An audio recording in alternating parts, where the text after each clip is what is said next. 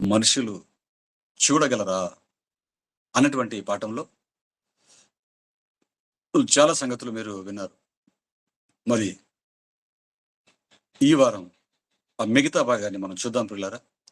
గడిచిన వారం మరి తండ్రి అయిన దేవుణ్ణి ఈ భూమి మీద ఉన్నటువంటి ఆదాం మొదలుకొని నేటి వరకు ఉన్నటువంటి మనుషులలో ఇంతవరకు ఎవ్వరు ఆయనను చూడలేదని, ఆయనను చూడడం సరికాదు కదా!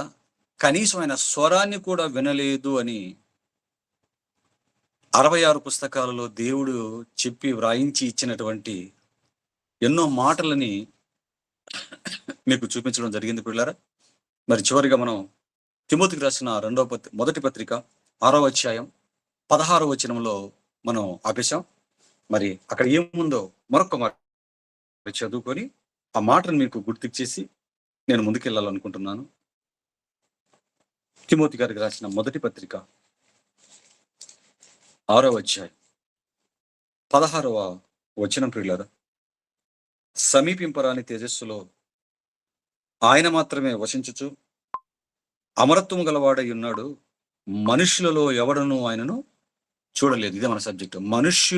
మనుష్యులలో ఎవడును ఆయన ప్రవక్త అయినా, న్యాయాధిపతి అయినా, అపోస్తులైనా, ప్రవక్త ప్లస్ అపోస్తులైనా,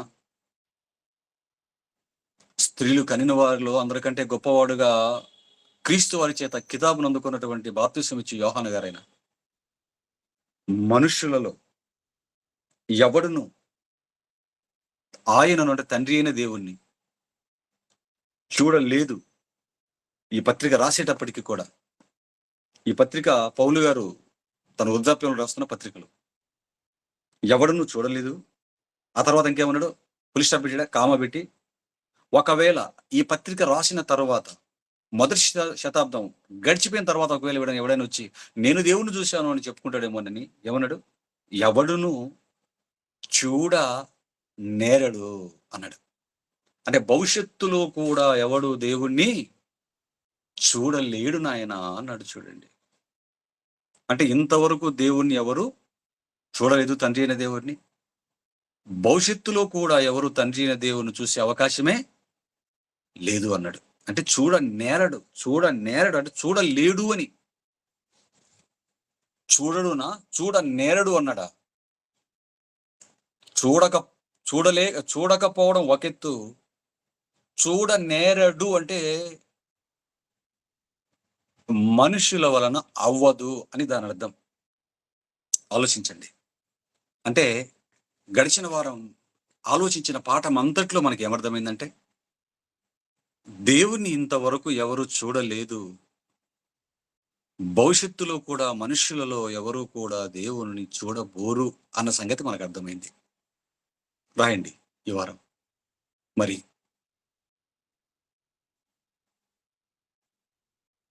మనుషులలో దేవుణ్ణి ఎవరు చూడలేదు అని ఎంత స్పష్టంగా వాక్యం సెలవిస్తుంటే, మరలా మనవారు మేము దేవుణ్ణి చూశాము అని ఎందుకు చెప్తున్నారు? ఎందుకంటే హైందవులు ఎవరు దేవుణ్ణి చూశాము అని చెప్పుకోరు, తండ్రి అయిన దేవుణ్ణి చూశామని చెప్పుకోరు. దేవుణ్ణి చూశామని చెప్పుకునేవారు ఎవరు అంటే బైబిల్ పట్టుకున్న బోధకులే ఎక్కువగా చెబుతారు. ఆలోచించండి ఈ మాటని. సాధారణ క్రైస్తవులు ఎవరు కూడా మేము దేవుణ్ణి చూశామని 99.9% ఎవడు చెప్పుకోడు అంత ధైర్యంగా. ఎందుకంటే మనకు అన్ని గుండెలు చూడడు కదా, ఎలా చెప్పుకుంటాడు వాడు అబద్ధం. మరి దేవుణ్ణి చూశాము అని ఎవరు చెబుతున్నారు అంటే, ఎవరు చెప్పుకుంటారు అంటే, బైబిల్ పట్టుకొని బోధించే బోధకులే దేవుణ్ణి చూశాం మేము, మేము దేవుడితో మాటలాడాము అని చెప్పారు.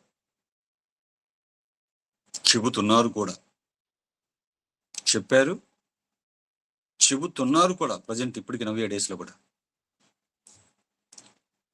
ఎందుకు ఇలా వీరు చెబుతారు అంటే, ఈ సమాజం దేవుణ్ణి గొప్ప చేసే సమాజం కాదండి. ఈ సమాజం దేవుడిని గొప్ప చేసే సమాజం కాదు ప్రియులారా. దేవుడిని గొప్ప చేసే సమాజం కాదు. దేవుడి పేరు చెప్పుకొని, దేవుడి పేరు చెప్పుకొని మనిషి గొప్పవాడవ్వాలనుకునే సమాజం. దేవుడి పేరు చెప్పుకొని దేవుడిని గొప్ప చేసే సమాజం కాదు ఇది. దేవుడి పేరు చెప్పుకొని, దేవుడి పేరు చెప్పుకొని మనిషి గొప్పవాడవ్వాలనే సమాజం.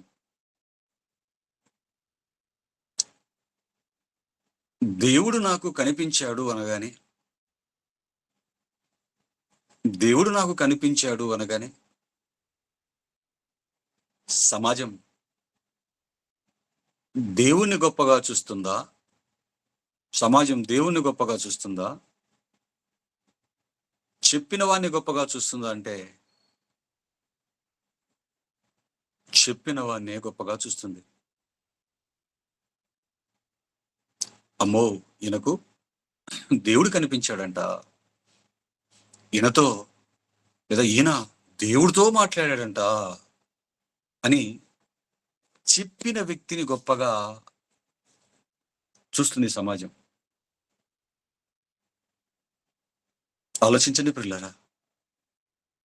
అందుకే వాడు గొప్పవాడవడానికి, అతను గొప్ప అనిపించుకోవటానికి నేను దేవుడిని చూశానని చెప్పుకుంటాడు. అందులో దేవుడికి వచ్చిన గొప్పతనం ఏం లేదు. ఆలోచించండి దేవుని పిల్లలారా, దేవుని పిల్లలారా. కనిపించేది ఏదైనా ఉంటే అది అందరికీ కనిపిస్తుంది. కనిపించేది ఏదైనా ఉంటే అది అందరికీ కనిపిస్తుంది. కనిపించనిది ఏదైనా ఉంటే అది ఎవ్వరికీ కనిపించదు. ఆలోచించండి. ఈ పెన్ను అందరికీ కనిపిస్తుంది. నేను పెట్టుకునే స్పెట్స్ కూడా అందరికీ కనబడతాయి. ఎందుకంటే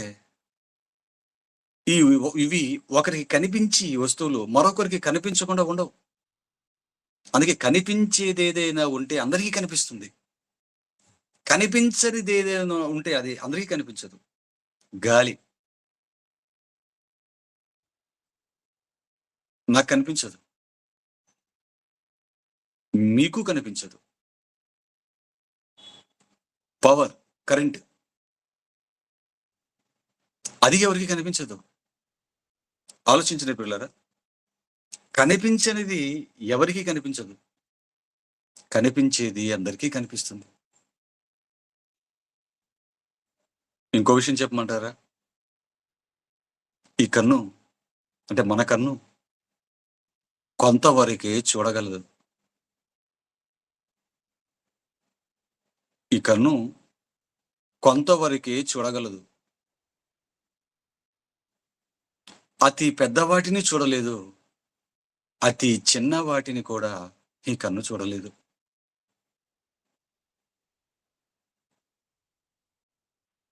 కన్నే కాదు ప్రియులారా, మన నోరు, మన చెవులు, మన చేతులు, మన జీర్ణ వ్యవస్థ, మన కాళ్ళు, మన మెదడు, మన సర్వావయవాలు కొంతవరకే పనిచేస్తాయి.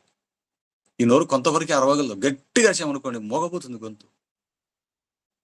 ఈ చెవులు కొంతవరకే వినగలవు. దానికి మించి మన చెవులో ఉన్న డెసిబెల్స్కి మించి మన సౌండ్ విన్నాం అనుకోండి, ఆ తర్వాత చెవులు పనిచేయవు. ఆలోచించిన దేవుని పిల్లలారా, ఈ అవయవాలు పరిమితమైనవి, పరిమిత శక్తి కలిగినవి. అలాగే ఈ కన్ను కూడా కొంతవరకే చూడగలదు. అతి పెద్ద వాటిని చూడలేదు, అతి చిన్న వాటిని కూడా ఈ కన్ను చూడలేదు. ఈ కన్ను ఎంతవరకు చిన్న వాటిని చూడగలదు అంటే చీమలు, చిన్న జీవులు. చీమలు అనేవి చిన్న జీవులు. చీమ వరకు జీవులను ఈ కళ్ళు చూడగలవు. చీమ కంటే మరీ చిన్న వాటిని ఈ కళ్ళు చూడలేవు. ఉదాహరణకి సూక్ష్మజీవులు. చీమల కంటే చిన్నవి సూక్ష్మజీవులు. సూక్ష్మజీవులను ఈ కళ్ళు చూడలేవు ప్రియులారా. సూక్ష్మజీవులని కళ్ళు చీమల వరకే చూడగలం. చీమలను చూడగలం. చీమల కంటే మరికొంత చిన్న వాటిని, కొన్ని పురుగులు మనం చూడగలం. అంతకంటే చిన్నవైన వాటిని ఉన్నాయా? ఉన్నాయి సూక్ష్మజీవులు. సూక్ష్మజీవులను ఈ కళ్ళు చూడలేవు పిల్లరా. అందుకే చెప్పాను, అతి చిన్న వాటిని ఈ కళ్ళు చూడలేదు, అతి పెద్ద వాటిని కూడా ఈ కళ్ళు చూడలేవు. ఈ భూమిని అంతటిని ఒకేసారి ఈ కళ్ళు చూడగలమంటారా? మనం ఉంటున్న గదిని ఈ కళ్ళు ఒకేసారి చూడలేవు. ముందు గోడను చూస్తే వెనక గోడను చూడలేవు.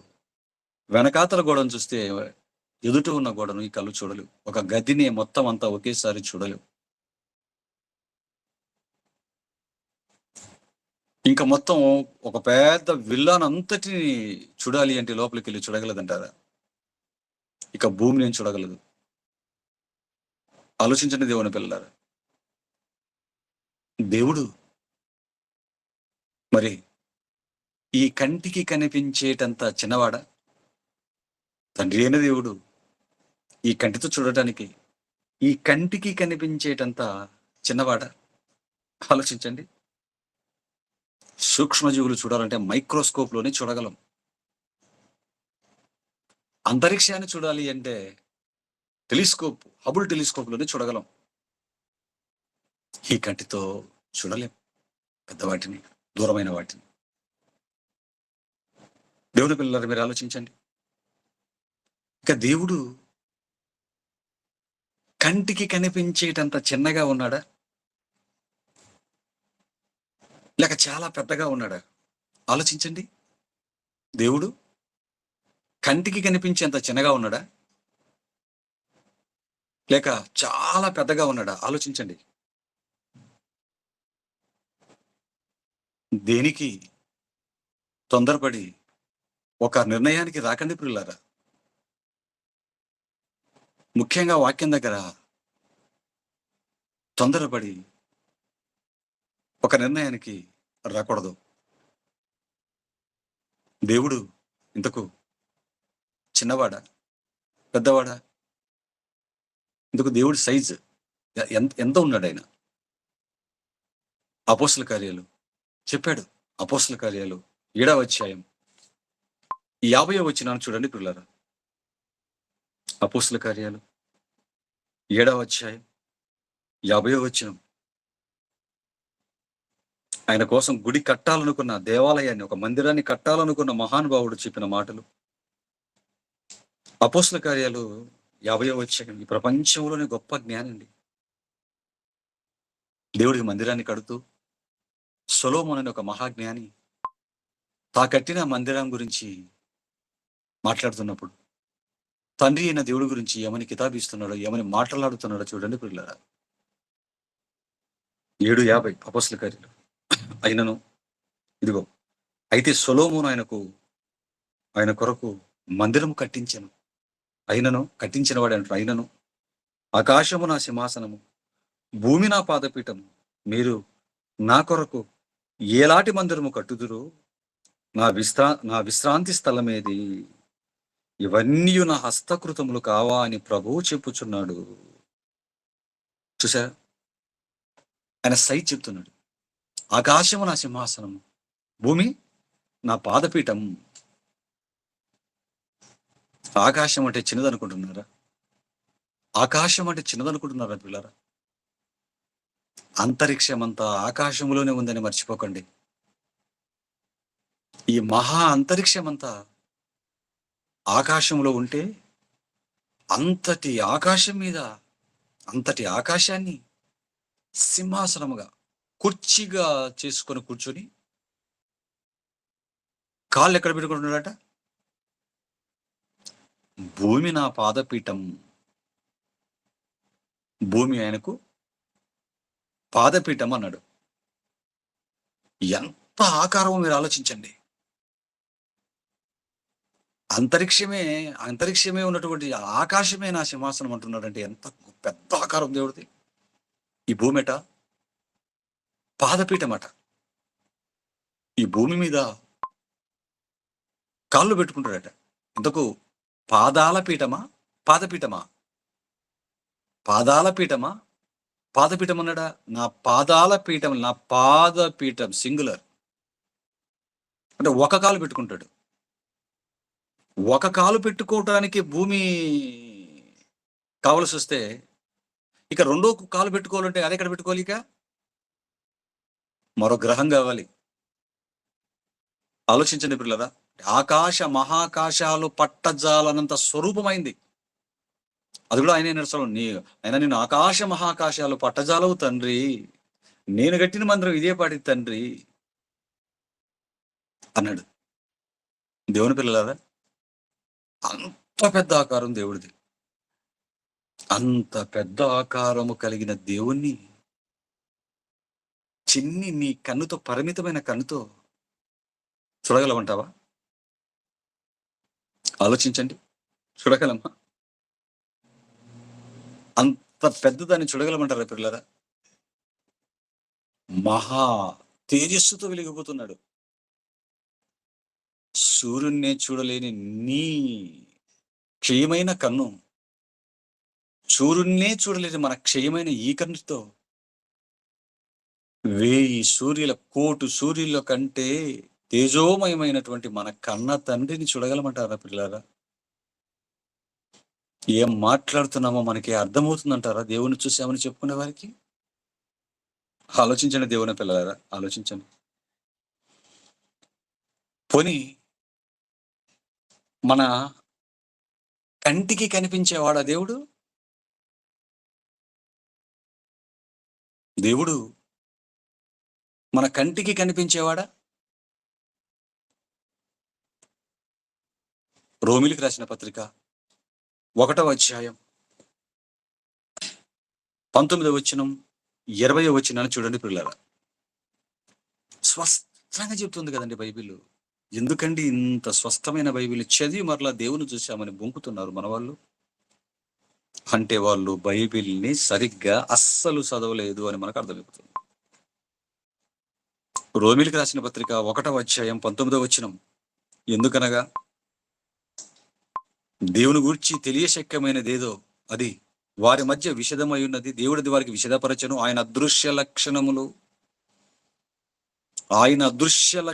అనగా ఆయన నిత్య శక్తియు దేవత్వము జగదుత్పత్తి మొదలుకొని సృష్టింపబడిన వస్తువులను ఆలోచించట వలన తేటపడుచున్నవి గనుక వారు నిరత్తరులై ఉన్నారు. ఆయన అదృశ్య లక్షణములు అన్నాడు చూడండి. ఆయన అదృశ్య లక్షణములు దేవుడికున్న లక్షణాలలో ఒక లక్షణం ఏంటంటే ఆయన అదృశ్యుడు. ఆయన అదృశ్యుడు, అదృశ్య లక్షణాన్ని కలిగి ఉన్నాడు. అదృశ్య లక్షణాన్ని కలిగి ఉన్నాడు అంటే ఆయనకున్న లక్షణమే కనిపించని లక్షణం. ఆయనకున్న లక్షణమే కనిపించని లక్షణం. కనిపించని లక్షణాన్ని నేను కలిగి ఉన్నాను రా నాయనల్లారా అంటుంటే, మరలా నువ్వు కనిపించని లక్షణం నేను చూశాను నిన్ను అంటున్నావు అంటే, దేవుణ్ణి చూశామనే వాడిని ఏమనాలో మీరు ఆలోచించండి దేవుని పిల్లలారా. సూపర్ పవర్ దేవుడు. పవరే కంటికి కనిపించదే. పవర్ కనిపించదు. పవర్ కనిపించదు. శక్తి కనిపించదు పిల్లరా.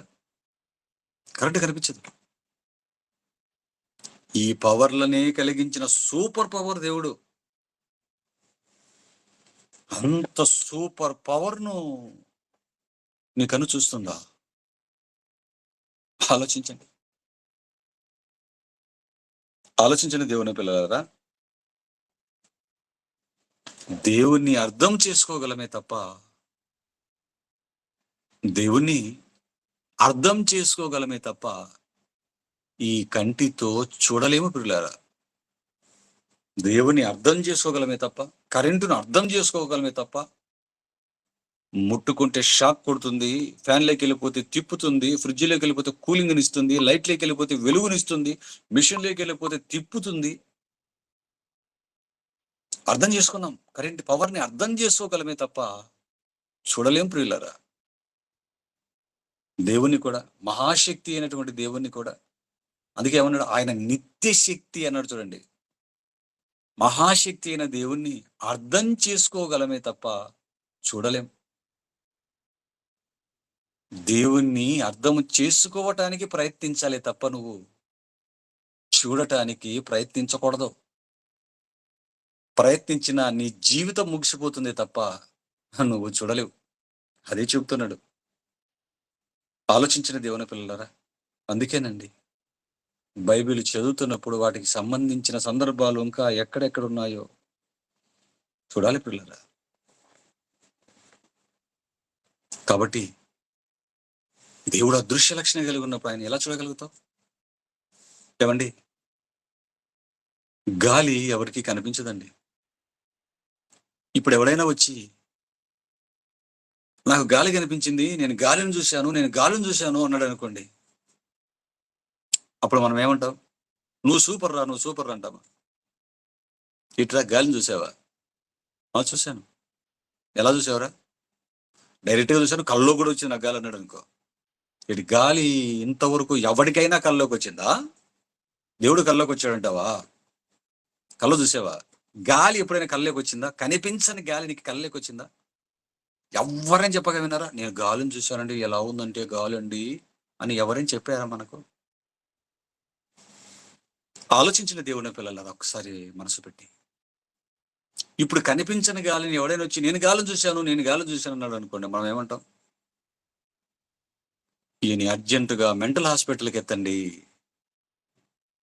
హైదరాబాద్ ఎర్రగడ్డ హాస్పిటల్కో లేకపోతే మరెక్కడ ఉన్న మెంటల్ హాస్పిటల్కి ఈయన పంపించండి అంటాం. ఎందుకంటే గాలి ఎవరికి కనిపించదు కనుక. కనిపించని గాలిని నేను గాలిని చూశాను అనగానే మెంటల్ హాస్పిటల్ తీసుకెళ్ళేస్తున్నావు. ఇప్పుడు కనిపించని లక్షణం కలిగినటువంటి అదే లక్షణం కలిగిన దేవుడి గురించి వచ్చి నేను దేవుడిని చూశాను, దేవుడితో మాట్లాడాను చూస్తూ అన్నాడు అనుకోండి ఎవరైనా. ఇప్పుడు ఈయన్ని కూడా ఏం చేయాలి మనం? తీసుకెళ్ళిపోయి ఎర్రగడ్డ మెంటల్ హాస్పిటల్ కంటే అమెరికా మెంటల్ హాస్పిటల్లో వేయలేదు కదా. ఈ ట్రీట్మెంట్ సరిపోదు వీడికి, ఎర్రగడ్డ ట్రీట్మెంట్ సరిపోతుంది మన వాళ్ళకి. బైబిల్ పట్టుకొని దేవుని చూసి మాట్లాడాను అనేవాడికి ఎర్రగడ్డ హాస్పిటల్ సరిపోదండి. ప్రపంచంలో ఇంటర్నేషనల్ మెంటల్ హాస్పిటల్ ఎక్కడుంటే అక్కడ తీసుకెళ్లి వేయాలి వీడిని. నేను దేవుని చూశాను అనేవాడిని మెంటల్ హాస్పిటల్ ఇస్తున్నారా? అయ్యగారు అని దండం పెట్టి పులిపీట ఎక్కిస్తున్నారా? ఆలోచించండి దేవుని పిల్లలారా. ఎందుకంటే నీకు బైబిల్ తెలీదు, నీకు బైబిల్ రాదు. ముందు కూర్చుని ఎవ్వరికి గొర్రెల్లాంటులు గనక వాళ్ళకి బైబిల్ లేఖనాల సారం తెలియదు గనక దేవుడు అదృశ్యుడని, ఈ కన్ను కొంతవరకే చూడగలదని, ఆయన అదృశ్యుడు మాత్రమే కాకుండా మహాకాశాలు పట్టచాలనంత గొప్ప ఆకారాన్ని కలిగి ఉన్నాడు అన్నటువంటి లేఖన సారం నీకు తెలియదు. నీ జీవితంలో నీకు చెప్పే దిక్కు కూడా మనకు తగలేదు గనుక గొర్రెలు నమ్మినట్లుగా, కషాయవాడిని గొర్రె నమ్మినట్లుగా నమ్ముతున్నాడు తప్ప, దండేసి దండం పెడుతున్నారు, సన్మానాలు చాలా వాళ్ళు కప్పి సన్మానాలు చేస్తున్నారు తప్ప, ఈడొక పెద్ద మెంటల్ కేసుని ఎత్తండి ఈయనకి హాస్పిటల్ కానీ మనం అంటామా? ఇప్పటికైనానండి, నేను గాలిని చూశానని మనం ఎలాగైతే మెంటల్ కేసుకి ఎత్తాము, నేను దేవుణ్ణి చూశాను ఎవడంటే అని ఎత్తి మెంటల్ హాస్పిటల్ తీసుకెళ్ళి వేయాలి అలాగా. ఆలోచించిన దేవుని పిల్లలారా. కాబట్టి తండ్రి అయిన దేవుణ్ణి మనుషులు చూడగలరా? చూడలేరా? ఏమని చెప్పింది బైబిల్ అంటే, ఆదాము మొదలుకొని నేటి వరకున్న మనుషులలో ఎవ్వడు దేవుణ్ణి చూడలేదు, చూడబోడు, చూడనేరడు అని ఘంటాపదంగా బైబిల్ చెప్పింది. ఆలోచించిన దేవుని పిల్లలారా, మన పాఠం అయిపోయింది. ఎందుకంటే పాఠానికి ఆన్సర్ వచ్చేసింది. పాఠం పేరేంటి? తండ్రి అయిన దేవుని మనుషులు చూడగలరా, చూడలేరు అని వచ్చింది. రైట్. ఇప్పుడు ఈ పాఠాన్ని అంతా తీసుకెళ్ళిపోయి దేవుణ్ణి చూసాము, దేవుడితో మాట్లాడాము అనే వ్యక్తులకు చెప్పారనుకోండి, మీరు రెఫరెన్స్లను చూపించారనుకోండి, ఆల్రెడీ మీరు ఈ రెఫరెన్స్లు చూపించగానే మనకి ఇంకొక జ్వరం కాస్తుంది, వెన్నులో వణుకు పుడుతుంది, పైకి కనిపించనీయకుండా అలా మెయింటైన్ చేస్తాడు. చేసి ఆలోచిస్తాడు, ఎలాగా ఇడు ఇన్ని రెఫరెన్స్లు పట్టుకొచ్చాడు, నేను ఎలా బురుడి కొట్టించాలి అని. ఒకసారి మత్తయి సువార్త 5వ అధ్యాయం 8వ వచనం తీయమ్మా అంటాడు. ఇప్పుడు మనం దిద్దాం కౌంటర్. మత్తయి సువార్త 5వ అధ్యాయం 8వ వచనం. మత్తయి సువార్త నువ్వు ఈ లెసన్ అంతా నేర్చుకొని చెప్పావనుకో, గుక్క తిప్పుకోకుండా అక్కడికి వెళ్ళి రెఫరెన్స్లు చెప్పావనుకో, అన్ని ఈ మాటలు నేను చెప్పిన మాటలు, కంటి గురించి ఇవన్నీ చెప్పారనుకో మీరు, అప్పుడు మనవాడు ఆల్రెడీ వెతికి పెట్టుకున్నాడు ఒక మంచి మత్తి ఇంజెక్షన్ నీకోసం. ఏంటది? మత్తయి సువార్త 5వ అధ్యాయం 8వ వచనం. ఏముంది చూడండి అక్కడ. ఈ పాఠం అంతా నేర్చుకున్న తర్వాత మనకు ఎదురయ్యే ప్రశ్న, హృదయ శుద్ధి గలవారు ధన్యులు, వారు దేవుని చూచెదరు అంటాడు. హృదయ శుద్ధి గలవారు ధన్యులు, వారు దేవుని చూచెదరు. దేవుడు ఇక్కడ ఏం చెప్పాడమ్మా, ఏం చెప్పాడు ఆయన బైబిల్లో అని అడుగుతాడు మిమ్మల్ని. ఏం చెప్పాడు అయ్యగారు అంటే, హృదయ శుద్ధి గలవారు ధన్యులు, వారు ఏం చేస్తారు? దేవుని చూచెదరు అని దేవుడే చెప్పాడు. క్రీస్తు ప్రభువుల వారే బైబిల్లో కొండ మీద ప్రసంగాలలో. కాబట్టి నాకు హృదయ శుద్ధి ఉంది, అందుకే నేను దేవుణ్ణి చూచాను.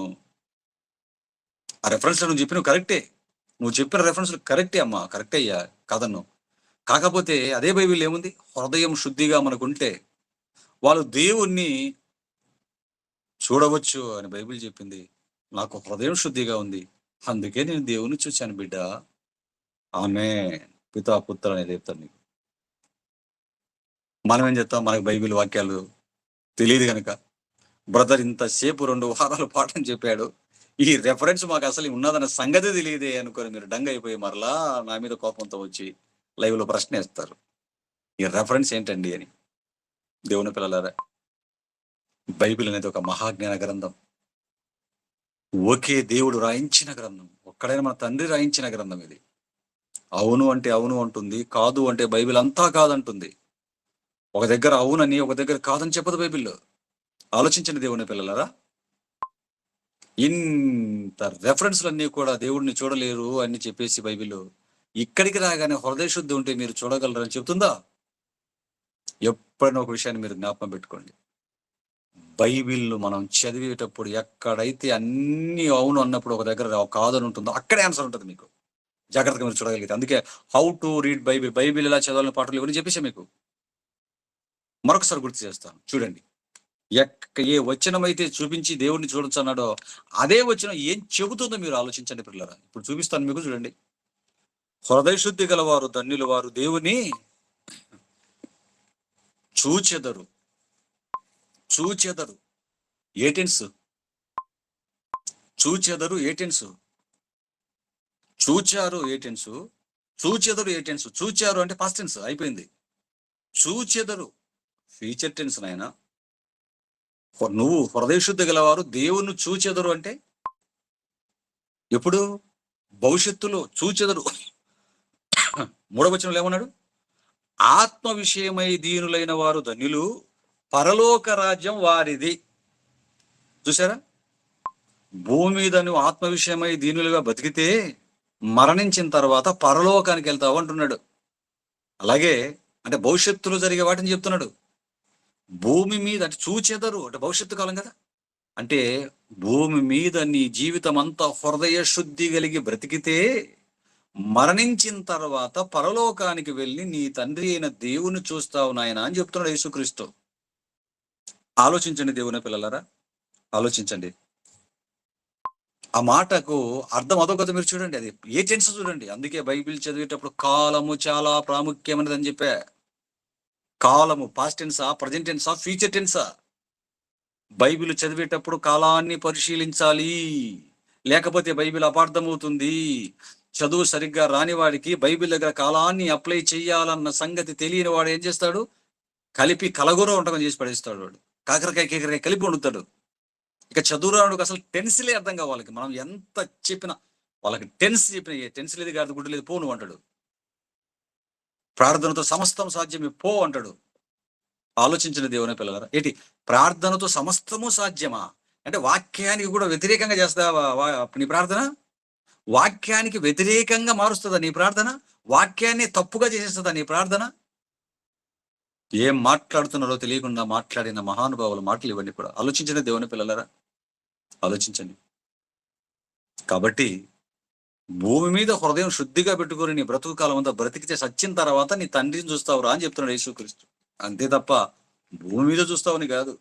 చూడ నేరడు ముందే చెప్పాడు, నువ్వు చూడడానికి నీ కళ్ళు చూసేంత చిన్నవాడు కాదు, కంటికి కనిపించే లక్షణం లేదు ఆయనకి, అదృశ్యుడు. అర్థమైందా దేవుని పిల్లరా మీకు?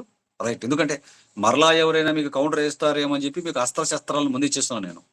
రైట్, ఇంకా కొంచెం టైం ఉంది కాబట్టి ఇంకొక మంచి మాట చెప్తాను. ఇదంతా వినేసిన తర్వాత ఇది చెప్తాడు, దీనికి కూడా మీరు హృదయశుద్ధి గల దేవుని చూచేది భవిష్యత్తు కాలంలో చెప్పాడు అనగానే మీరు ఇంకా దిక్కు తెలియక మరలా తప్పించుకుంటాడండి దయ్యంగాడు. మరలా వాళ్ళకి దారి చూపిస్తాడు దయ్యంగాడు వాక్యానికి వ్యతిరేకంగా. అప్పుడు ఏమంటారు తెలుసా? కరెక్ట్, నేను నువ్వు చెప్పింది, తండ్రి అయిన దేవుని ఎవడు చూడలేడు నాయన, యెహోవా దేవుణ్ణి ఒప్పుకుంటున్నాను. అయితే నేను చూసింది యెహోవా దేవుణ్ణి, తండ్రి అయిన దేవుణ్ణి కాదు నాయన, యేసయ్య దేవుణ్ణి చూశాను, యేసుక్రీస్తు నేను చూశాను నాయన, కుమారుడిని నేను చూశాను, యేసుక్రీస్తు నాకు కనిపించాడు, నేను కుమారుని చూశాను బేటా అంటాడు. రైట్, పోనీ ఇలాగన్నారు కదా. మరి క్రీస్తు ప్రభువుల వారైనా కూడా నేటి కాలంలో క్రీస్తు వారైనా కనబడతారా? క్రీస్తునైనా మనము చూడగలమా అని జాగ్రత్తగా మనం ఇప్పుడు బైబిల్ చూద్దాం. నేటి కాలంలో అంటే క్రీస్తు వారు ఆరోహణమైన తర్వాత, పునరుద్ధరణ అయిపోయి పరలోకానికి చేర్చుకొనబడిన తర్వాతనైనా యేసు క్రీస్తు ప్రభుల వారిని ఎవరైనా చూడగలరా అని జాగ్రత్తగా మనం చూద్దాం పిల్లారా. ఓకేనానండి?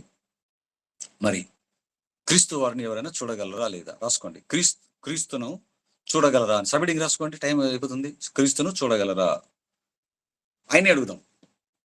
ఏం చెప్తున్నాడు భూమి మీద ఉన్నప్పుడు? యోహాను సువార్త 14వ అధ్యాయం 18వ వచనం. యోహాను సువార్త 14వ అధ్యాయం 18వ వచనం. యోహాను సువార్త 14వ అధ్యాయం 18వ వచనం ఏం చెప్తున్నాడో చూద్దాం. యోహాను సువార్త 14వ అధ్యాయం 18వ వచనం. మిమ్మును అనాథలనుగా విడువను. ఇంతకు ఎవరితో చెప్తున్నాడు ఈ మాట మిమ్మును అని? సందర్భం అర్థం కావాలి కదా. తాను మరణించటానికి మునుపు అంటే పట్టుబడే రాత్రి పస్కాను భుజించటానికి ఒక గొప్ప మేడగదిలోకి వెళ్ళారు కదండి వీళ్ళు. ఆ మేడగదిలో అప్పగింపబడే రోజు రాత్రి మేడగదిలో మాట్లాడుతున్న మాటలు ఇవి. యోహాను సువార్త 13వ అధ్యాయం నుంచి 17వ అధ్యాయం వరకు, అంటే 13, 14, 15, 16, 17 అంటే ఈ 5 అధ్యాయాలు, యోహాను సువార్త 13వ అధ్యాయం మొదలుకొని యోహాను సువార్త 17వ అధ్యాయం వరకు ఈ 5 అధ్యాయాలు ఆ 4 గోడల మధ్య జరిగిన సంగతులే. ఆ మేడగదిలో క్రీస్తు ప్రభువు పస్కాను భుజించేటప్పుడు ఆ సందర్భంలో జరిగిన సంగతులే ఈ 5 అధ్యాయాలలో ఉంటుందండి. ఇది మీకు అర్థమవుతుంది. ఇప్పుడు చదవండి. అంటే ఎవరితో మాట్లాడుతున్నాడు అక్కడ? అపోస్తులతో మాట్లాడుతున్నాడు. తనకు శిష్యులు ఉన్నారు కదా, అపోస్తులు, వారితో మాట్లాడుతున్నాడు. ఏమని? 18వ వచనం. నేను 18 చూడండి, 18, మిమ్మును అనాథలనుగా విడువను, మీ యొద్దకు వస్తా మీ యొద్దకు. కొంతకాలమైన తర్వాత లోకము నన్ను ఎన్నడును చూడదు అన్నాడు. చూడండి, కొంతకాలమైన తర్వాత అంటే నేను మరణించి తిరిగి లేచి వెళ్ళిపోయిన తర్వాత ఇప్పుడు చూస్తుంది లోకం. నన్ను శరీరంలో ఉన్నాను కనుక, క్రీస్తుని నేను శరీరంలో ఉన్నాను కనుక నన్ను చూస్తుంది ఇప్పుడు. కానీ కొంతకాలమైన తర్వాత ఇదిగో నేను మరణించి తిరిగి లేచి వెళ్ళిపోతాను. అప్పుడు లోకము నన్ను మరి ఎన్నడను చూడదు అన్నాడు. లోకం ఇక నన్ను మరి ఎన్నడను చూడదు. ఆ అయితే మీరు నన్ను చూతురు అన్నాడు. చూడండి, అయితే మీరు నన్ను చూస్తారు. మీరు చూస్తారు నాయన నన్ను. ఎందుకు? మరణించి తిరిగి లేచిన తర్వాత మీరు నన్ను చూస్తారు. మరణించి తిరిగి లేచి పరలోకం వెళ్ళిపోయిన తర్వాత కూడా స్టెఫను కనపడతాను నేను. చూసారా? నమ్మిన వారితో శిష్యులతో అంటున్నాడు, లోకం నన్ను ఇక మరి ఎన్నడూ చూడదు, మీరు చూతురు, మీరు చూస్తారు. ఓకే, మీరు ఎంతవరకు చూస్తారు? మరణించి తిరిగి లేచి వెళ్ళిపోయేంత వరకు. ఆ తర్వాత మీరు కూడా నన్ను చూడరు. ఉందా మాట? 16వ అధ్యాయం మేడగదిలో ఇలా చెప్తున్నాడు కదండి. ఇక మళ్ళా ముందుకు రాగానే 14వ అధ్యాయం నుంచి 16వ అధ్యాయానికి రాగానే 11వ వచనంలోకి వచ్చేసరికి ఆయన ఏమన్నాడు చూడండి పిల్లారా. యోహాను సువార్త 16వ అధ్యాయం 11వ వచనం. యోహాను సువార్త 16వ అధ్యాయం 11వ వచనం చూడండి నాన్న. నేను తండ్రి యొద్దకు వెళ్ళుట వలన మీరిక నన్ను చూడరు గనుక. చూసారా? నేను తండ్రి యొద్దకు వెళ్ళిపోతాను, మీరిక నన్ను చూడరు. లోకస్తులే కాదు, లోకస్తులు మరణించేటంత వరకు చూస్తారు. మరణించి పాతి పెట్టుబడి తిరిగి లేచిన తర్వాత వాళ్ళు కనపడను. మీరు నన్ను చూస్తారు, కానీ మీరు చూసిన తర్వాత 40 రోజులు మీకు అందరికి కనబడి ఆ ఒలీవ అనే కొండ మీద నుంచి పరలోకానికి వెళ్ళిపోతాను నేను. అప్పుడు మీరు కూడా నన్ను చూడరు అన్నాడు. చూడండి, నేను తండ్రి ఎద్దుటకు వెళ్ళుట వలన మీరిక నన్ను చూడరు గనుక అన్నాడు. చూడండి దేవుని పిల్లలారా, అంటే పరలోకానికి వెళ్ళిపోయిన తర్వాత ఇక ఆయన ఎవరు చూడరు. ఒక్క సందర్భం ఉంటుంది, అది కూడా స్టెఫన్ గారు మరణ విషయంలో కింద నుంచి ఆయనకు పరిశుద్ధాత్మతో నిండుకోవడం వలన అలాగా ఆయన చూసే అవకాశాన్ని మాత్రమే కలిగించాడు. పిల్లలారా ఆలోచించండి, దేవుని పిల్లలారా ఆలోచించండి. 16వ వచనంలో అది చెప్పాడు, మీరు నన్ను ఇక చూడరు. అపోస్తుల కార్యాలు 3వ అధ్యాయం 21వ వచనంలో అపోస్తులైన పేతురు గారు ఏమంటున్నారో చూడండి. మేడగదిలో క్రీస్తుతో ఉండి మరణించింది తిరిగి లేచిన తర్వాత చూసి ఒలీవ కొండ నుంచి పైకి వెళ్ళిపోతున్నప్పుడు ప్రత్యక్ష సాక్షిగా ఉన్న పేతురు గారు పరిశుద్ధాత్మ పేరుతో ఏం మాట్లాడుతున్నాడో, పరిశుద్ధాత్మ పేరుతో ఏం రాయించాడో దేవుడు కూడా 3వ అధ్యాయం 21వ వచనం చూడండి. అపోస్తుల కార్యాలు 3వ అధ్యాయం 21వ వచనం. అపోస్తుల కార్యాలు 3వ అధ్యాయం 21వ వచనం చూడండి నాన్న. అపోస్తుల కార్యాలు 3:21. అన్నిటికీ కుదురుబాటు కాలములు వచ్చునని దేవుడు ఆది నుండి తన పరిశుద్ధ ప్రవక్తల నోట పలికించెను. అంతవరకు యేసు పరలోక నివాసి అయ్యుండుట ఆవశ్యకము. ఎంతవరకు? అన్నిటికీ కుదురుబాటు కాలం. పెట్టేగిపోతున్న రాజులకి, మంత్రులకి, రాష్ట్రపతులకు, అధ్యక్షులకి, దేశాల మధ్య యుద్ధాలు చేసుకొని కయ్యాలకు కాలు దువ్వి మారణ హోమం సృష్టిస్తున్న వాడికి, చిన్నవాడు మొదలుకొని దేశాధినేతల వరకు దేశాలకు మొత్తటి అన్నిటికీ కుదురుబాటు కాలములు వచ్చును. అంతవరకు యేసు పరలోక నివాసి అయ్యుండుట అవశ్యం అన్నాడు. చూడంటే పరలోకంలోనే ఉంటాడు నాయన. మాటి మాటికి భూమి మీదకి రావడాలు, నీకు కనిపించడాలు, ఇంకొక ఆవిడకి కనిపించడాలు, ఈయనకు కనిపించడాలు, ఒక ఆయనకు గోడ మీద కనిపించడాలు, ఇంకొక సినీ నటికి నీళ్ళల్లో కొట్టుకుపోతుంటే ఆయన జయసుధ గారికి అక్కడ కనిపించడాలు, ఇంకొక ఆయనకు గుంటూరులో కనిపించడాలు, ఇంకొక ఆయనకు కోయంబత్తూరులో కనిపించడాలు, అమెరికాలో ఉండే వాళ్ళకి అమెరికాలో, వాళ్ళకి నీగ్రోల దగ్గర, ఎంత ఇండియాలోనే ఆంధ్రాలోనే ఇంతమందిని మేము చూసాం, క్రీస్తుని మేము చూసాం అని చెప్తుంటే ఇంకా ప్రపంచవ్యాపితంగా ఎన్నిసార్లు ఎంతమంది చెప్పింటారో మీరు ఆలోచించండి పిల్లరా. అందుకే అంటున్నాడు, ఇలా మనం నోటికి వచ్చినట్టు బొంకుతాము గనుకే. అందుకేమన్నాడు? అన్నిటికీ కుదురుబాటు కాలంలో వచ్చిన అంతవరకు యేసు పరలోక నివాసి అయ్యుండుట అవశ్యం అన్నాడు. చూడండి, అవశ్యం అంటే ఇంకా రాడు నాయన అంతవరకు అని అర్థం. ఆలోచించండి దేవుని పిల్లలారా, ఎంత చక్కటి మాటలు చెబుతున్నాడు. ఇప్పుడు ఇప్పుడు ఇదంతా అంటే యేసుక్రీస్తు ప్రభుల వారు కూడా తిరిగి వెళ్ళిపోయిన తర్వాత, మన పరలోకానికి వెళ్ళిన తర్వాత ఎవరికి కనిపించడు అన్న సంగతి మనకు అర్థమైంది. ఎవరికి కనిపించడు. మరి తిరిగి వెళ్ళిపోయిన తర్వాత ఆయన పౌలు గారికి కనిపించాడు కదండి అంటారా? అదొక సబ్జెక్టు. మరి పౌలు గారికి కనిపించాడు కదా. ఎక్కడ? 9వ అధ్యాయం 17వ వచనం చూడండి. అపోస్తుల కార్యాలు, దాన్ని కూడా తెంచేస్తాను. అపోస్తుల కార్యాలు ఇంకా నాకు 20 నిమిషాలు టైం ఉంది కనుక దాన్ని కూడా తెంచేస్తాను. చూడండి, అపోస్తుల కార్యాలు 9వ అధ్యాయం, ఇవన్నీ కౌంటర్లు ఉన్నాయి కదా. అపోస్తుల కార్యాలు 9వ అధ్యాయం 17వ వచనం.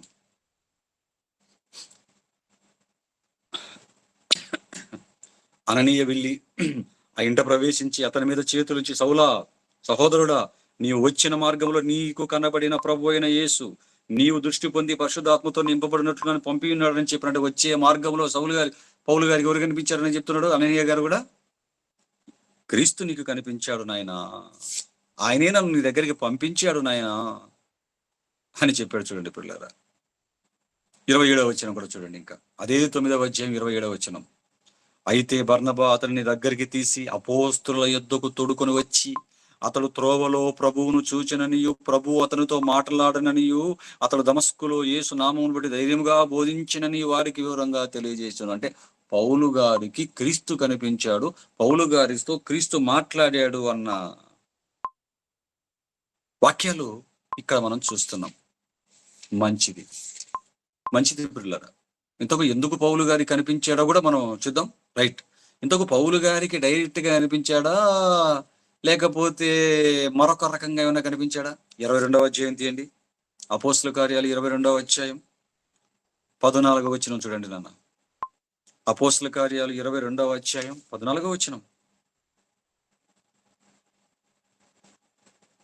అప్పుడతడు, మన పితరుల దేవుడు తన చిత్తం తెలుసుకున్నటకును, ఆ నీతిమంతుని చూచుటకును, ఆయన నోటి మాట వినుటకును నిన్ను నియమించి ఉన్నాడు అన్నాడు.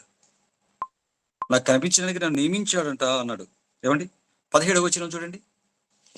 అపోస్తుల కార్యాలు 22:17 కూడా, అక్కడ కూడా ఏమన్నాడు? అంతటి నేను యెరూషలేమునకు తిరిగి వచ్చి దేవాలయంలో ప్రార్థన చేయుచునగా పరవశులున్నాయి, ప్రభువును చూచి తిని, క్రీస్తును చూశాను, క్రీస్తుతో మాట్లాడాను అంటున్నాడు. మంచిది, ఇదంతా మనసులో పెట్టుకుని ఇప్పుడు 26:16 చూడండి. అపోస్తుల కార్యాలు 26:16లో ఇంతకు డైరెక్ట్ గా కనిపించాడా, మరో విధానంగా ఏమైనా కనిపించాడని చూడండి. 26:16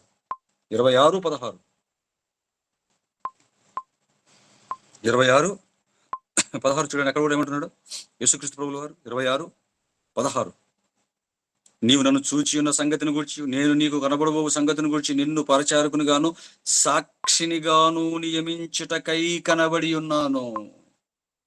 ఎందుకు పౌలు గారికి కనిపించాడో క్రీస్తే ఎక్స్ప్లెనేషన్ ఇస్తున్నాడు, వివరిస్తున్నాడు. ఎందుకు నీకు కనబడ్డానంటే, ఎందుకు నీతో మాట్లాడుతున్నానంటే చెప్పి ఏం చెప్పాడు? నిన్ను పరిచారకుని గాను సాక్షిని గాను నియమించుటకై కనబడి ఉన్నాను నాయన. ఎందుకు? అపోస్తులు ఉన్నారు 12 మంది, కానీ నాకు మరొక అపోస్తులు కావాలి, 13వ వాడు. వారు ఇశ్రాయేలీలకు చెప్తారు, నాయన ప్రపంచానికి, గ్రీసు దేశస్తులకు, అన్య జనులకు తెగువతో, గుండె ధైర్యముతో, బహుభాషా కోవిదుడుగా ఉండి ప్రపంచానికి నన్ను ప్రకటించగలిగినటువంటి ఒక మహానాయకుడు కూడా కావాలి. ఆ నాయకుడే నువ్వు నాయన. అపోస్తులుగా నిన్ను నియమించాలంటే అపోస్తులకు ఉండవలసిన అర్హతలు ఏంటంటే, నన్ను చూచిన వాడై, నాతో మాట్లాడిన వాడై ఉండాలి నాయన అని చెప్పాడు. ఎందుకంటే ఒక వ్యక్తి అపోస్తుడు అవ్వాలి అంటే, పౌలు గారితో ఫినిష్ అయిపోయింది అపోస్తుల పోస్ట్, ఇంకా లేదు. ఒక వ్యక్తి అపోస్తుడు అవ్వాలంటే ఏముండాలి? క్రీస్తును చూచిన వాడే, క్రీస్తుతో మాట్లాడిన వాడే ఉండాలి. ఒక మంచి మాటను చూడండి, మీకు గలతీయులకు రాసిన పత్రిక 2:9 చెప్పాడు, 2వ అధ్యాయం 7వ వచనంలో చెప్పాడు. కొంచెం పాఠాలు పెరిగాయి కదా, అందుకు కొంచెం సబ్జెక్ట్ హార్డ్ అవుతుంది మీకు, చిన్నది. గలతీయులకు రాసిన పత్రిక 2వ అధ్యాయం 7, 8, 9 వచనాలు. గలతీయులకు రాసిన పత్రిక 2వ అధ్యాయం 7, 8, 9 వచనాలు. అయితే సున్నతి పొందిన వారికి బోధించటకై సువార్త పేతురికి ఎలాగ అప్పగింపబడినో, అలాగూ సున్నతి పొందిన వారికి బోధించటకే నాకు అప్పగింపబడిన వారు చూచినప్పుడు, అనగా సున్నతి పొందిన వారికి అపోస్తలుడు నవ్వుటకు పేతురునకు సామర్థ్యము కలగజేసిన వాడే, అన్య జనులకు అపోస్తలుడు నవ్వుటకు, అన్య జనులకు అపోస్తలుడు నవ్వుటకు, అన్య జనులకు అపోస్తలుడు నవ్వుటకు నాకును సామర్థ్యము కలగజేసినని వారు గ్రహించినప్పుడు, స్తంభములుగా ఎంచబడిన యాకోబు, కేఫా అంటే పేతురు, యోహాను వారు నాకు అనుగ్రహింపబడిన కృపను కనుగొని, మేము అన్ని జనులకును తాము సున్నతి పొందిన వారికి అపోస్తులుగా ఉండుటకై అన్నారు. చూడండి, అంటే పౌలు గారు అపోస్తులు అవ్వాలంటే ఏముండాలి? క్రీస్తును చూడాలి, క్రీస్తుతో మాట్లాడాలి. అదే కదండి జరగాలి. ఎందుకంటే అపోస్తుల అర్హతలు చెప్పాడు. 1వ అధ్యాయం అపోస్తుల కార్యాలు 21, 22 వచనంలో రాసుకోండి, చదవండి తర్వాత. అపోస్తుల కార్యాలు 1వ అధ్యాయం 21, 22లో క్రీస్తు వారు సువార్త బాప్తిసం తీసుకున్న మొదలుకొని మరణించి తిరిగి పరలోకానికి వెళ్ళినంత వరకు ఆయనతో తిరిగిన వాడే ఉండాలి, ఆయన మాటలు విన్నవాడే ఉండాలి. అపోస్తులకు అర్హతలు పౌలు గారికి అన్ని ఉన్నాయి, కానీ క్రీస్తు తిరిగినటువంటి, ఆయన మాటలు విన్నటువంటి అర్హత ఎక్కడుంది?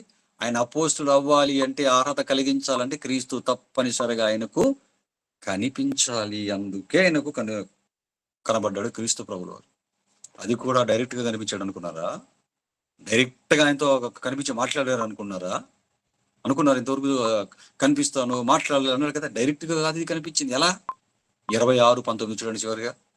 అపోస్తుల కార్యాలు 26:19.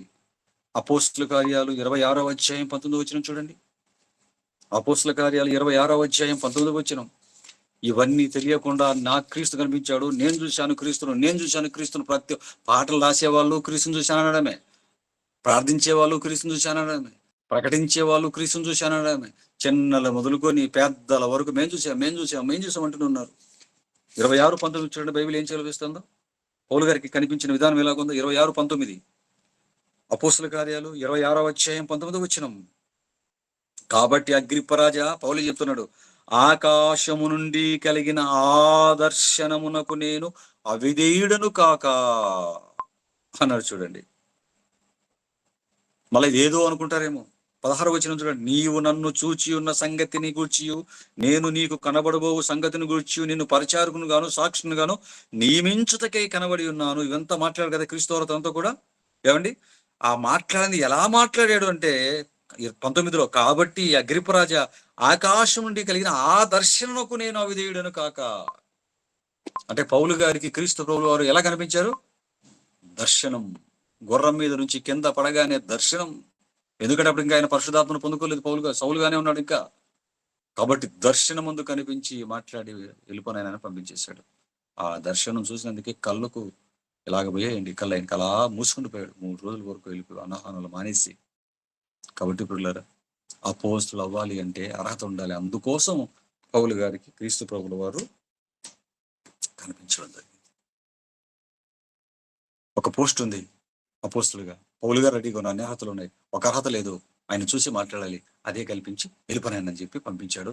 అందరికంటే అత్యుత్తమంగా దేవుడు పనిని చేశాడు. ఇది సబ్జెక్ట్, బైబిల్ సబ్జెక్ట్. అందుకు కనిపించాడు. నీకెందుకు కనిపిస్తాడు ఇప్పుడు? ఏం కారణం? నీకెందుకు కనిపించాలి ఇప్పుడు? నాకు తెలియంది చెప్పడానికి కనిపించాడు అంటావా? ఒకవేళ నీకు ఏదైనా తెలియంది ఒకవేళ చెప్పడానికి కనిపించాడంటావా? వాక్యంలో లేనిది నువ్వు తెలుసుకునవలసింది ఏముంది? అసలు నీతో ఎందుకు మాట్లాడాలి ఇప్పుడు దేవుడు?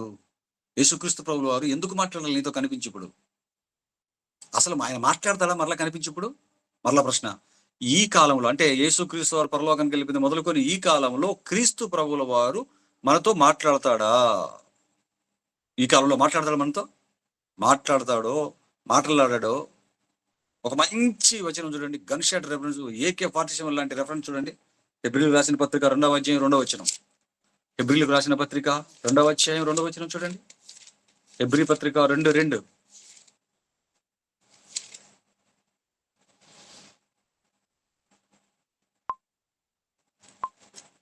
హెబ్రీ పత్రిక 1:1 చూడండి, బాగుంటది. క్షమించండి, ఆ రెఫరెన్స్ కాదు, అది కొట్టేయండి. హెబ్రీ పత్రిక 1:1 చూడండి, కరెక్ట్గా ఉంది అక్కడ. హెబ్రీ పత్రిక 1:1. పూర్వకాలమందు నానా సమయములలోను నానా విధములుగాను ప్రవక్తల ద్వారా మన పితరులతో మాట్లాడిన దేవుడు. పూర్వకాలమందు దేవదూతల ద్వారా ప్రవక్తలతో మాట్లాడాడు. మోషేతో దేవదూత ద్వారా మాట్లాడాడు. అబ్రహాం గారు అందరితో దేవదూత ద్వారా మాట్లాడిన దేవుడు ఈ దినముల అంతమందు, మొదటి శతాబ్ద కాలానికి పౌలు గారి పత్రిక రాసే టయానికి అంటున్నాడు, ఈ దినముల అంతమందు కుమారుని ద్వారా మనతో మాటలాడెను. ఏటెన్స్? కుమారుని ద్వారా మనతో మాటలాడెను. పాస్ట్ టెన్స్ అయిపోయింది. పౌలు గారు ఈ పత్రిక రాసేటప్పటికే కుమారుని ద్వారా దేవుడు మాట్లాడవలసిన మాటలన్నీ కూడా మాట్లాడేశాడు అన్నాడు. చూడండి, మాటలాడెను, అయిపోయింది, మాట్లాడేశాడు. ఇంకేముంది నీతో మాట్లాడడానికి? పౌలు గారితోనే మాట్లాడడానికి ఏమీ లేదు. కుమారుని ద్వారా మనతో మాటలాడెను, యేసుక్రీస్తు వారి ద్వారా. అయిపోయింది అంటున్నాడు. చూడండి, వాళ్ళకే అయిపోయింది. క్రీస్తు వారు మాట్లాడవలసిన మాటలు కుమారుని ద్వారా దేవుడు మాట్లాడేశాడు. ఇప్పుడు ఆయన ఏం మర్చిపోయాడని చెప్పి మరలా నీకు ఇప్పుడు కనబడతాడు? అంటే ఇప్పుడు నీకు కనిపించేదైనా మాట్లాడుతున్నాడు, అప్పుడు మర్చిపోయాడు దేవుడు? ఇటు పౌలు గారికి చెప్పనిది, పేతురు గారికి చెప్పనిది, వీళ్ళందరికీ చెప్పనిది నీకు మరలా చెప్పాల్సింది ఏముంది? 66 పుస్తకాలలో లేనిది. యూదా పత్రిక 1వ అధ్యాయం 3వ వచనం చూడండి. ఇంకా ఎన్ని రెఫరెన్స్లు! దేవుడు కనిపించాడు, క్రీస్తు కనిపించాడు, నాతో మాట్లాడు అనేవాడు ఎన్ని వాక్యానికి వ్యతిరేకంగా క్షమాపణ లేని పాపం చేస్తున్నాడు చూడండి మీరు. యూదాపత్రిక 1:3. యూదాపత్రిక 1:3 చూడండి. ప్రియులారా, మనకందరికీ కలిగేడు రక్షణను గూర్చి మీకు వ్రాయవలెనని విశేష శక్తి గలవాడనై ప్రయత్నపడుచుండగా పరిశుద్ధులకు ఒక్కసారే అప్పగింపబడిన బోధ నిమిత్తము మీరు పోరాడవలనని మిమ్మును వేడుకొనుచు మీకు వ్రాయవలసి వచ్చెను. అండర్లైన్ చేసుకోవాల్సిన మాట ఏంటో తెలిసి, ఇందులో పరిశుద్ధులకు ఒక్కసారే అప్పగింపబడిన బోధ. పరిశుద్ధులకు ఒక్కసారే అప్పగింపబడిన బోధ అంటే పరిశుద్ధులకు, అపోస్తులకి, మొదటి శతాబ్దపు శిష్యులకి, వారికి దేవుడు ఒక్కసారి బోధన అప్పగించాడు. వారికి అప్పగించిన అపోస్తుల బోధన వారేం చేశారంటే 66 పుస్తకాలుగా కొత్త నిబంధనలు రాసి పడేశారు. రాసేశారు. వాళ్ళు గేమ్ లేవు, మాటలు ఆడేశాడు. వాళ్ళు రాసేశారు. ఫాస్టింగ్ చదువు కూడా రాసేశారు. అందుకే పరిశుద్ధులకు అప్పగింపబడుచున్న బోధన, పరిశుద్ధులకు అప్పగింపబడిన బోధన అన్నాడు అక్కడ. ఏంటంటే అది కూడా పరిశుద్ధులకు ఒక్కసారే అప్పగింపబడిన, ఫాస్ట్ టెన్స్, అప్పగింపబడింది, వారికి అప్పగింపబడిందా అని 66 పుస్తకాలలో రాశారు. రాసిన దాన్ని నువ్వు చదువుకొని ప్రకటించి పరలోకానికి వచ్చేయన్నాడు. అంత తర్వాత ఏమన్నాడు? పరిశుద్ధులకు ఒక్కసారి అప్పగింపబడిన బోధ నిమిత్తము మీరు పోరాడవలెనని మీకు వ్రాయవలసి వచ్చెను. వారికి బోధ అప్పగింపబడింది, వారికి అప్పగించిన దాన్ని 66 పుస్తకాలలో రాసేశారు. మీరిప్పుడు ఏం చేయాలంటే, మరలా దేవా నాకేం చెప్తావని చెప్పి పిచ్చి చూపులు చూసి పిచ్చి మాటలు మాట్లాడకుండా మీరు ఏం చేయాలంటే, ఆ ఒక్కసారి అప్పగింపబడినటువంటి 66 పుస్తకాలలో ఉన్నటువంటి ఆ బోధ నిమిత్తము పోరాడండి రా అంటున్నాడు. ఆల్రెడీ వచ్చిన బోధ నిమిత్తము పోరాడండి, దాన్ని ప్రకటించి దానికి వ్యతిరేకంగా ఎవరైనా మాట్లాడితే పోరాడండి అంటున్నాడు. ఈ పాఠం అంతా నేను చేసింది అదే పోరాటం. మీకు నేర్పించింది అదే, మీకు తెలియకుండా ఈ పాఠంలో ఏంటి? సత్యానికి, దేవుడు చెప్పిన బోధకు, దేవుడు పరిశుద్ధులకు ఒక్కసారి అప్పగింపబడిన బోధకు వ్యతిరేకముగా ఎవరైనా మాట్లాడుతున్నారో వారి నోర్లు మోయించటానికి దేవుడు అప్పగించిన ఈ బోధ నిమిత్తమే పోరాడే పాఠమే ఇది. ఏమని? నేను దేవుని చూశాను, నోర్మై చూడలేదు, ఇదిగో బైబిల్ ప్రకారం. నేను క్రీస్తుని చూశాను, దేవుని కదా, దేవుని కాదు క్రీస్తుని చూశాను, నోర్మొయ్. క్రీస్తుని ఏంటయ్యా నువ్వు చూసేది? ఎక్కడ ఉంది బైబిల్లో నువ్వు క్రీస్తుని కనపడతాడు? మాటిమాటికి వచ్చిపోయి పోతుంటే వాడికి గోడలో, ఈడకేమో ఇక్కడ, ఇంకొక దగ్గర, ఇంకొకరికి ఆ ఊర్లో ఈ ఊర్లో ప్రపంచమంతా కనబడుతుంటే మాటికి వచ్చిపోతుంటే ఆయన రేపు వచ్చేది రెండో రాకడ ఎలాగవుతుందిరా నాయనా? మొదటి రాకలో వచ్చాడు, భూమి మీదికి వెళ్ళిపోయాడు. రెండవసారి వస్తాను, రెండవ రాకడలో అంటున్నాడు. నీకు మాటికి వచ్చి గోడల మీద, పెన్నుల మీద, ఈ స్కూళ్ళల్లో, కాలేజీలలో, ఇళ్లలో ఎక్కడ పడితే అక్కడ దేవుడు కనబడతా అంటే నీకు ఈ భూమి మీదకి వచ్చిపోతుంటే ఆయన రేపు వచ్చేది రెండో రాకడ అవుతుందా, 1,00,000 రాకడో, 10,00,000 రాకడ అవుతుందా? మెదడుందా? ఆ మెదడు గుజ్జుందా? అసలు నీకు బైబిల్ తెలుసా? నీకు ఆలోచన తెలుసా? చంపలు వాయించేస్తుంది బైబిల్. మాటికి వచ్చిపోవడానికి నువ్వు నేను కాదు, మాటికి వచ్చిపోవడానికి, ఇంటికి ఆఫీస్కి తిరగడానికి, ఇంటికి బస్ స్టాండ్కి తిరగడానికి, ఇంటికి కొట్టుకు తిరగడానికి, పాల ప్యాకెట్ కోసం, పెరుగు ప్యాకెట్ కోసం ఇంటికి కొట్టుకు తిరగడైనా నువ్వు తిరుగుతావు, నేను తిరుగుతా. ఇంటికి షాపుకి, ఆ ఇంటికి కొట్టుకి, పెరుగు ప్యాకెట్కు, మసాలాలకు, టమాటాలకి, ఉల్లిపాయలకి, వెల్లుల్లిపాయలకి, ఒట్టిమిర్చికి తిరుగుతాం. మనం తిరుగుతాం. ఆయన తిరుగుతాడా భూమి మీదికి, పరలోకానికి? ఇదే పని. అందుకే చెప్పాడు, అంతవరకు యేసు కుదురుబాటు కాలంలో వస్తాయి, అంతవరకు యేసు పరలోక నివాసి ఎండుట ఆవశ్యకం. ఎందుకంటే మాటికి వచ్చిపోతూ పరలోకానికి, భూమి మీదకి వచ్చిపోతుంటే అది రెండో రాకడ అవ్వదు.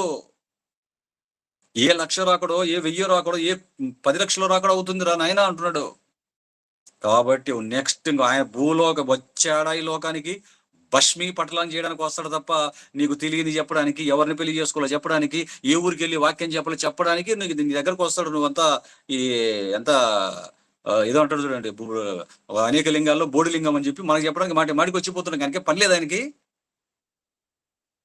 బైబిల్ మొత్తం తప్పు అయిపోతుంది. మీకు ఇక్కడికి వచ్చి దేవుడు కనిపించాడంటే, యేసుక్రీస్తు కనిపించాడంటే ఏం మాట్లాడుతున్నారండి? మీకు అర్థమైంది అనుకుంటున్నాను పాఠాన్ని. కాబట్టి తండ్రిని, దేవుణ్ణి ఎవరైనా చూడగలరా? ఎవరు చూడలేదు, చూడబోరు. హృదయం శుద్ధిగా పెట్టుకుంటే పరలోకంలో చూస్తాం. క్రీస్తుని ఎవరైనా ఆయన వెళ్ళిపోయిన తర్వాత మరలా మొదటి శతాబ్దం తర్వాత ఎవరైనా చూడగలరా?